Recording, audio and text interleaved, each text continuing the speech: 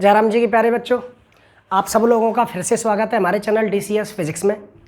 देखिए, हमारे चैनल के साथ थोड़ी सी विडंबना रही है कि हमारा चैनल काफ़ी समय पहले शुरू हुआ था और शुरू होने के बाद में कुछ समय सही चला। उसके बाद हमारी ऑफलाइन क्लासेस शुरू हो गई। उस वजह से हम चैनल पे थोड़े समय के लिए गायब रहे, काम नहीं कर पाए। उससे संबंधित हमें पता है आपको काफ़ी सारी असुविधाएँ हुई होंगी, उसके लिए हमें बेहद खेद है। हम कोशिश करेंगे कि आगे ऐसा कुछ भी नहीं हो। देखिए, हमारा चैनल जो है वो पूर्णतः आपके लिए डेडिकेटेड है कि आपको एक बेहतरीन नॉलेज प्रदान की जाए, नॉलेज दी जाए फिजिक्स की। हम कोशिश करेंगे बच्चों के आगे भी ये प्रक्रिया जारी रहे। मैं आप लोगों को बता दूं कि अब हम लोग अपने चैनल पर बहुत अच्छे तरीके से धमाकेदार रूप में वापसी करने वाले हैं। और उस वापसी में हम लोग क्या करेंगे कि अभी राजस्थान में 12वीं की परीक्षाएँ होना बाकी हैं। 12th के एग्ज़ाम में थोड़ा सा टाइम है और 12th के एग्ज़ाम का टाइम है 6 तारीख को पेपर है फिजिक्स का राजस्थान में। तो हम इस पेपर तक आपको फिजिक्स में 12th क्लास से रिलेटेड वीडियोज आपको अपलोड करेंगे, आपके लिए अवेलेबल कराएंगे। वो वीडियो जो हालांकि 12th क्लास के बच्चों के साथ हर क्लास के बच्चे के लिए बहुत ज़्यादा यूजफुल है कि किसी भी बच्चे को अगर 12th क्लास के बेसिक में कहीं भी कोई प्रॉब्लम है तो हमारी वीडियो देखकर बहुत अच्छे तरीके से उस टॉपिक को क्लियर कर सकता है। हम सबसे पहले कुछ दिन आपको 12th क्लास के ऐसे टॉपिकों को अवेलेबल कराएंगे बेटा जो आपके एग्जाम के लिए बेहद मोस्ट माने जाते हैं। ऐसे टॉपिक जो 12वीं क्लास के एग्जाम के लिए बहुत अच्छे हैं, उनका आना निश्चित होता है और उन टॉपिक्स में बहुत अच्छे तरीके से मेहनत करते हुए हम आपको उन टॉपिकों को क्लियर कराएंगे। जैसे ही 5-6 तारीख यानी 5-6 अप्रैल के बाद हम लोग आप लोगों के साथ एक लंबी सीरीज चलाने वाले हैं जो कॉम्पिटेटिव फिजिक्स से संबंधित होगी, जिसमें हम लोग आपको नीट, IIT, एयरफोर्स, नेवी और second grade, first grade and third grade से संबंधित कॉम्पिटेटिव मैटर अवेलेबल कराएंगे। तो तब तक समय ना वेस्ट करते हुए हम लोग आप लोगों को 12th का मैटर अवेलेबल कराते हैं, जिसमें हम लोग बेटा हर चैप्टर में से उन टॉपिकों को सबसे पहले आपको पढ़ाएंगे जो मोस्ट हैं और काफ़ी अच्छे टॉपिक हैं। समझ गए? अब जैसे इसी में हम लोग एक चैप्टर के बारे में बात करें कि 12वीं क्लास में एक चैप्टर है फोटो इलेक्ट्रिक इफेक्ट यानी प्रकाश वैद्युत प्रभाव। इस चैप्टर में हम लोगों को असल में पता चलता है कि भैया जो प्रकाश होता है यानी लाइट, उसकी ड्यूअल नेचर होती है यानी उसकी द्वैत प्रकृति होती है। प्रकाश की प्रकृति द्वैत होती है, जिनमें से बच्चों पहली प्रकृति होती है प्रकाश की कणीय और दूसरी प्रकृति होती है प्रकाश की तरंगीय। तरंगीय प्रकृति का समर्थन करने वाले कुछ टॉपिक भी आप लोग पढ़ते हो। प्रकाश जैसे प्रकाश का अपवर्तन, परावर्तन, व्यतिकरण, विवर्तन, प्रकाश का वर्ण विक्षेपण, प्रकाश का प्रकीर्णन, ये सारे टॉपिक प्रकाश की तरंगीय प्रकृति का समर्थन करते हैं। लेकिन प्रकाश की कणीय प्रकृति का समर्थन करने वाला जो सबसे पहला टॉपिक है वो है फोटो इलेक्ट्रिक इफेक्ट यानी आपका प्रकाश वैद्युत प्रभाव। और जैसे कॉम्पटन प्रभाव है, ये भी प्रकाश की कणीय प्रकृति का ही समर्थन करते हैं। अब चूंकि प्रकाश की दो प्रकृतियां हैं, एक है कणीय और दूसरी है तरंगीय, तो इन दोनों प्रकृतियों को मिलाने वाला एक वैज्ञानिक था जिसका नाम है दे ब्रोगली। और दे ब्रोगली ने यह सिद्ध किया कि प्रकाश ना तो अकेली कणीय प्रकृति का समर्थन करता है, ना ही अकेली तरंगीय प्रकृति का समर्थन करता है। प्रकाश द्वैत प्रकृति का समर्थन करता है यानी ड्यूअल नेचर को फॉलो करेगा। और इस बारे में उन्होंने आगे टॉपिक में पढ़ाते हुए विभिन्न प्रकार के द्रव्य कणों से संबंधित दे ब्रोगली तरंग दैर्ध्य के फॉर्मूले भी दिए। इस क्रम में और एक टॉपिक आता है जो द्रव्य कण की द्वैत प्रकृति को सिद्ध करता है, जिसको हम लोग कहते हैं बच्चों डेविसन जर्मर प्रयोग। डेविसन जर्मर जो एक्सपेरिमेंट है वो उसने इलेक्ट्रॉन्स की ड्यूअल नेचर को प्रूफ किया था। अब इस चैप्टर में से हम लोग मेन टॉपिक सबसे पहले उठाएंगे जो मोस्ट है, जिनके आने के चांसेस सबसे ज़्यादा हैं। जैसे उनमें सबसे पहला है आपका एक मोस्ट और बहुत अच्छा टॉपिक है आइंस्टीन का प्रकाश वैद्युत समीकरण, photo electric equation of Einstein. Photo electric equation of Einstein हमें इस टॉपिक को पढ़ना है बेटा। तो अब इसको थोड़ा सा ध्यान से और बड़े प्यार से पढ़ना, मैं आपको बहुत अच्छे तरीके से इसको क्लियर करवाता हूँ।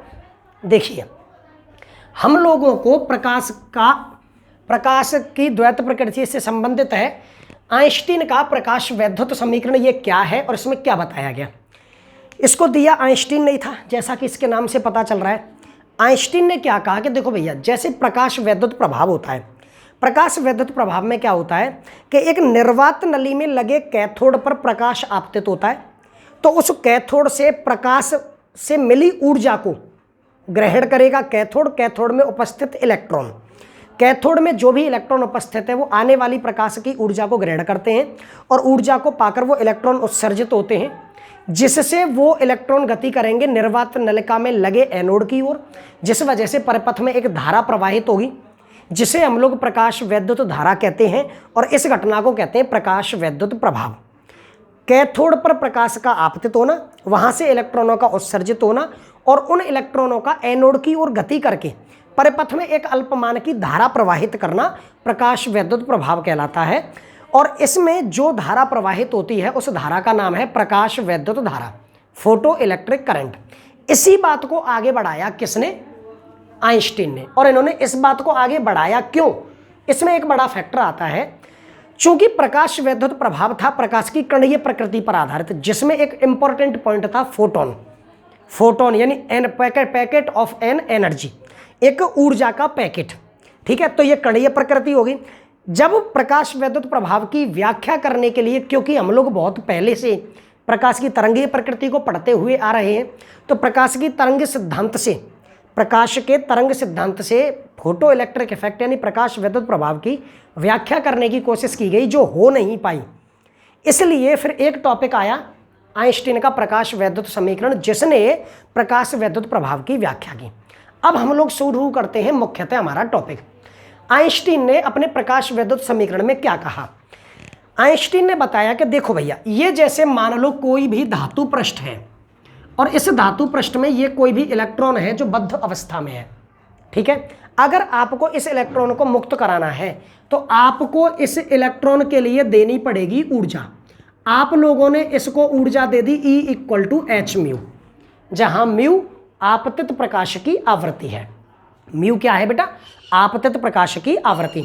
अब चूंकि मैं आपको पहले आइंस्टीन का प्रकाश वैद्युत समीकरण करा के आगे की बातें अगली वीडियो में अवेलेबल कराऊंगा, तो इस टॉपिक में इस वीडियो में आपको आराम से इसे ढंग से क्लियर करना है।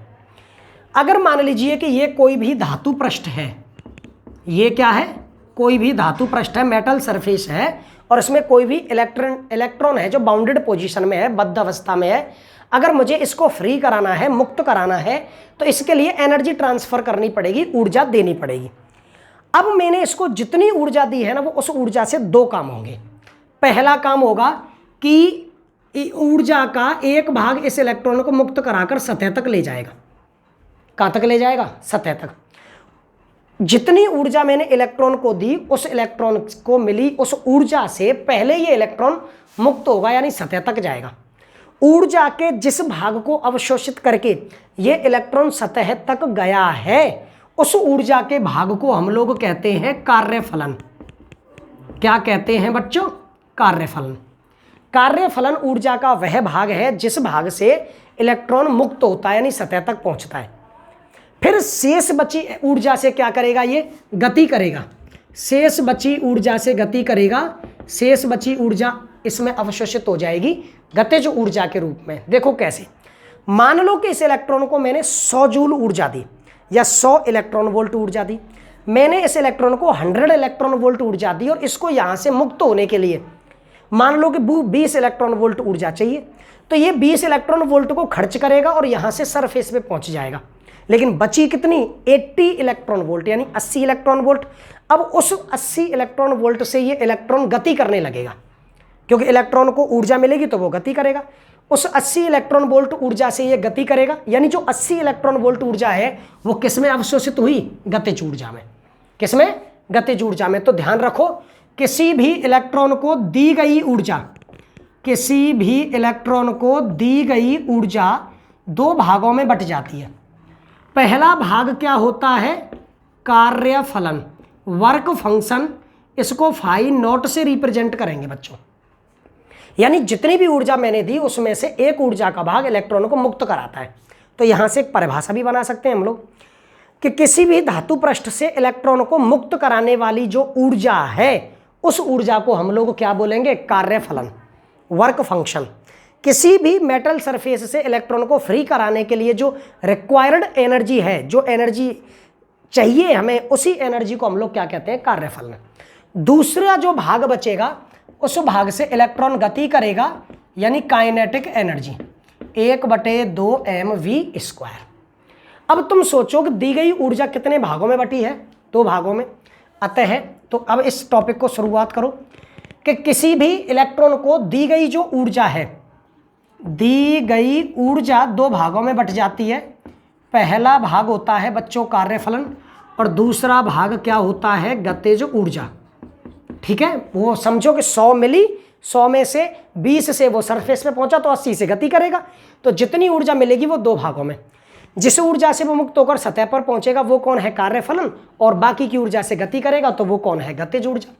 तो मैंने ऊर्जा दी E, कार्यफलन कौन है, φ0, और गतिज ऊर्जा क्या होगी, बोलो 1/2mv²। अब चूंकि वो गति करेगा तो अपनी अधिकतम गतिज ऊर्जा से गति करेगा, इसलिए इसके साथ हम लोगों ने मैक्सिमम वर्ड लगा दिया। कौन सा वर्ड लगा दिया बच्चों, मैक्सिमम, कि भैया इसकी गतिज ऊर्जा अधिकतम है। अब देखो, या हम लोग अच्छी तरह जानते हैं कि E का फॉर्मूला क्या होता है, h𝛎। तो h𝛎 बराबर में क्या होगा, φ0 बराबर 1/2mv² मैक्सिमम। अब यहां पर आप ऐसा करो कि यदि आपतित प्रकाश की आवृत्ति दहली आवृत्ति के बराबर हो, इससे आगे एक स्टेप मान लो कि इस पर जो प्रकाश आपतित हो रहा है उस प्रकाश की जो आवृत्ति है वो दहली आवृत्ति हो। अब थोड़ा सा अपने आप को रिमाइंड करो, कहां पर, प्रकाश वैद्युत प्रभाव में। याद करो, प्रकाश वैद्युत प्रभाव में प्रकाश वैद्युत धारा पर हम लोगों ने आवृत्ति का प्रभाव पढ़ा था। आवृत्ति का प्रभाव ये पड़ता है कि जब हम आवृत्ति को बढ़ाते हैं तो प्रकाश विद्युत धारा शुरुआत में 0 होती है, उसके बाद वह तुरंत नियत मान से प्रवाहित होती है। जिस विशिष्ट आवृत्ति पर धातु पृष्ठ से इलेक्ट्रॉनों का उत्सर्जन प्रारंभ हो जाता है उसी आवृत्ति को हम लोग कहते हैं दहली आवृत्ति। क्या बोलते हैं, दहली आवृत्ति। तो अगर आपसे कोई दहली आवृत्ति की परिभाषा पूछता है तो आपको जवाब ये देना है कि किसी भी आपतित प्रकाश की वह विशिष्ट आवृत्ति जिस आवृत्ति पर धातु पृष्ठ से इलेक्ट्रॉन उत्सर्जित होने लग जाएं, उस आवृत्ति को हम लोग क्या बोलेंगे, दहली आवृत्ति। तो यदि आपतित प्रकाश की आवृत्ति दहली आवृत्ति के बराबर हो, यदि आपतित प्रकाश की आवृत्ति किसके बराबर हो बेटा, दहली आवृत्ति के बराबर, तो दहली आवृत्ति के बराबर आवृत्ति पर इलेक्ट्रॉन केवल उत्सर्जित होगा, जैसा कि मैंने अभी परिभाषा में बताया कि वह विशिष्ट आवृत्ति जिस पर धातु पृष्ठ से इलेक्ट्रॉन उत्सर्जित होता है। गति करने जैसा कोई मैटर नहीं आया इसमें। हालांकि हम लोग गति यहां से आगे वाली बात के लिए करेंगे, गति वर्ड हम लोग यूज कर रहे हैं कि यहां से आगे वो गति करे धातु पृष्ठ से बाहर निकल के। तो दहली आवृत्ति पर केवल इलेक्ट्रॉन उत्सर्जित होगा, गति नहीं करेगा। और गति नहीं करेगा तो बताइए, गति नहीं कर रहा है तो गतिज ऊर्जा क्या हो गई, 0। गति नहीं करेगा तो उसका वेग 0 है, और वेग 0 है तो गतिज ऊर्जा 0 है। तो रखो बेटा, मान रखने पर आप फॉर्मूले में मान रखो, h𝛎 की जगह पर आप लोगों ने लिखा μ0 बराबर में क्या आया, φ0, प्लस में काइनेटिक एनर्जी का मान क्या लिख दिया, 0। तो बताइए यहाँ से φ0 का मान क्या निकल कर आया, h𝛎0। तो याद रखना बेटा, आप लोगों ने यहाँ पर फॉर्मूला निकाला है कार्यफलन का। किसका फॉर्मूला निकाला है, कार्यफलन का। ये 1 नंबर का मोस्ट क्वेश्चन है, ये आता है कि कार्यफलन का व्यंजक बताइए। आप लोग अच्छी तरह जानते हो कि म्यू का बराबर होता है c/λ। तो फॉर्मूला क्या हो गया, h𝛎0 की जगह पर hc/λ0, hc/λ0। ये फॉर्मूले किसके निकले बेटा, कार्यफलन के। ये आवृत्ति के रूप में और ये तरंग दैर्ध्य के रूप में। अब यहाँ पर μ0 है दहली आवृत्ति, तो λ0 होगा बेटा दहली तरंग दैर्ध्य, दहली तरंग दैर्ध्य। एक बात और यहीं पर मैं बता दूं, अगर कोई आपसे कार्यफलन का मात्रक पूछता है तो जवाब आपको खुद पता होगा। कार्यफलन का मात्रक बताने के लिए आप ये दिमाग लगाओ, कार्यफलन असल में क्या है, ऊर्जा। धातु पृष्ठ को दी गई वह ऊर्जा जिस पर इलेक्ट्रॉन उत्सर्जित हो जाते हैं। तो ऊर्जा जब कार्यफलन है तो कार्यफलन का मात्रक ऊर्जा वाला होगा। लेकिन बेटा इसमें एक हल्का सा कन्फ्यूजन ये है, कार्यफलन का मात्रक ऊर्जा का मात्रक होगा तो ऊर्जा का मात्रक जूल भी होता है, लेकिन कार्यफलन का मात्रक हमेशा यूज किया जाता है बेटा इलेक्ट्रॉन वोल्ट। कौन यूज किया जाता है, इलेक्ट्रॉन वोल्ट। तो आपको याद रखना है कार्यफलन का फॉर्मूला एच म्यू नॉट यानी H C upon lambda naught, और कार्यफलन का जो मात्रक होगा वो इलेक्ट्रॉन वोल्ट होगा।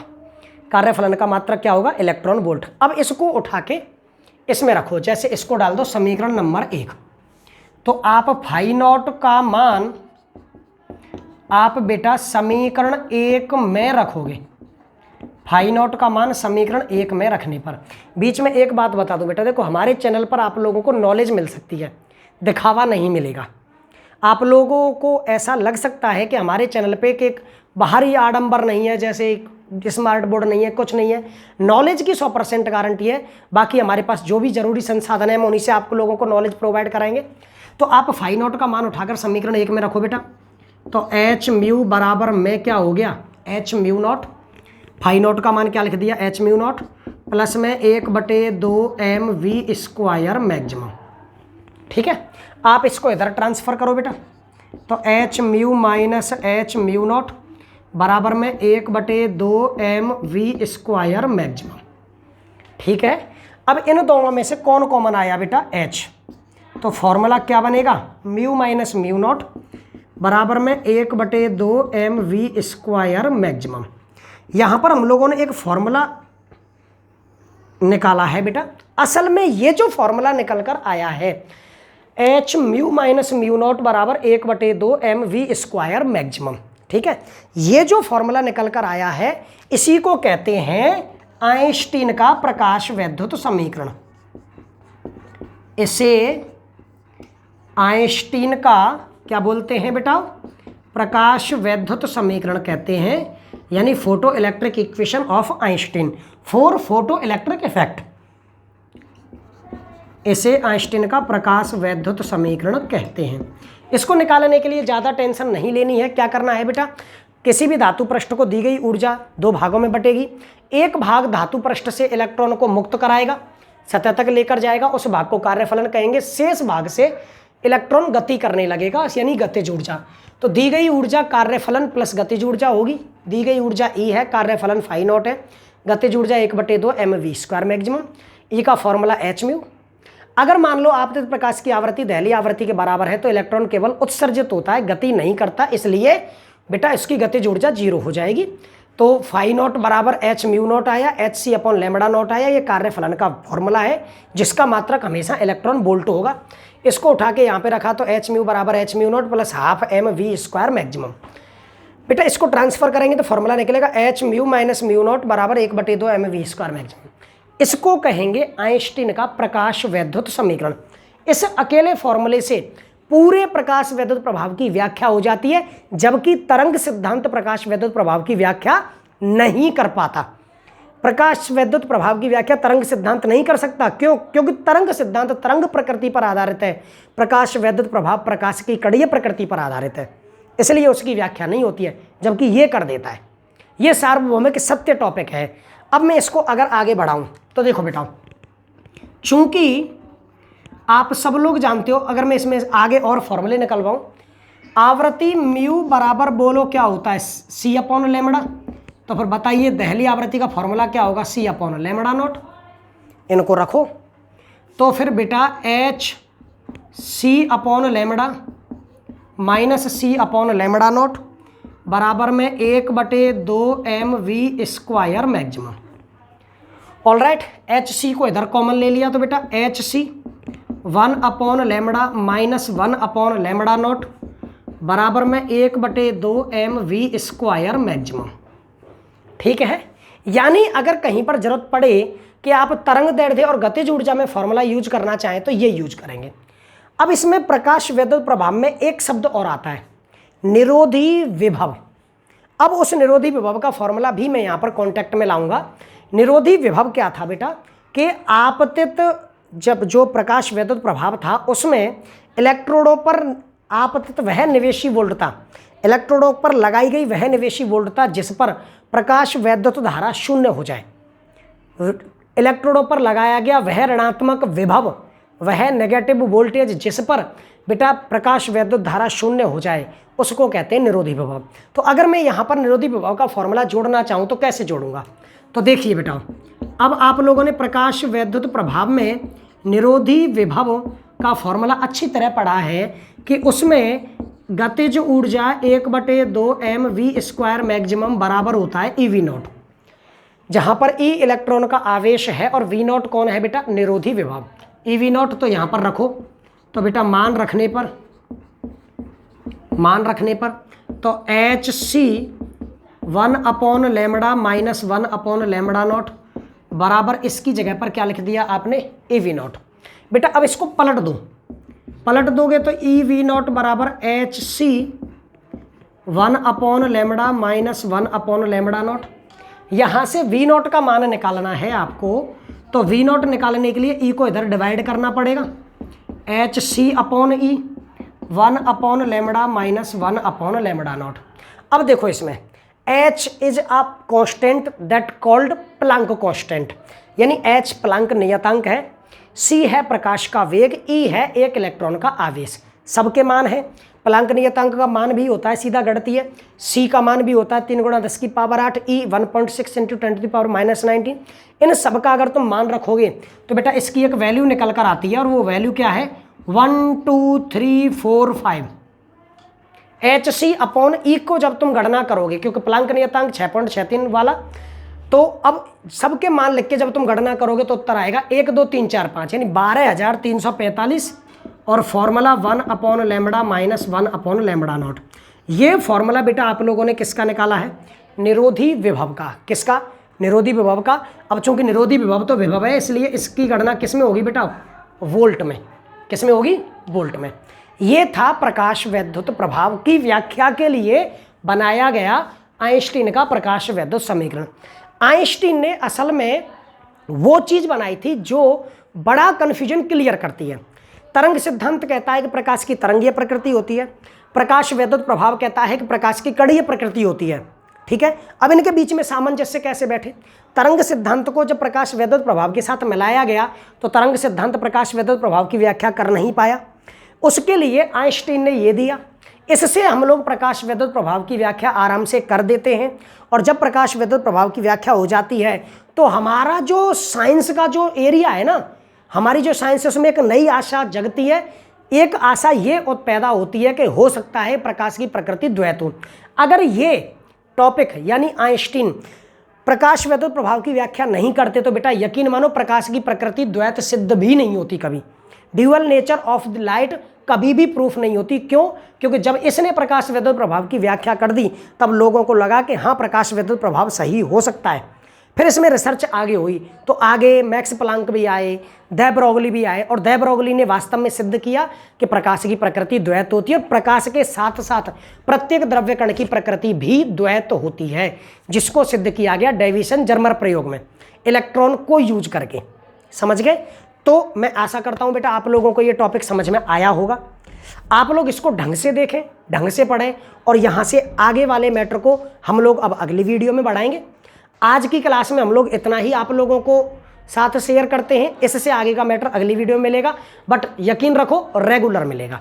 तो अगर आप लोगों को हमारे चैनल की वीडियोज पसंद आती हैं तो हमारे चैनल को लाइक करें, शेयर करें, सब्सक्राइब करें, और ढंग से अपनी बेहतर तरीके से पढ़ाई करते रहें ताकि आपका बेस्ट रिजल्ट आए। I will hope that your result is best and best for ever. तो बेटा आज की सभा को हम यहीं समाप्त करते हैं। आपसे अब नेक्स्ट क्लासेज में मिलेंगे, तब तक के लिए जय हिंद, जय भारत।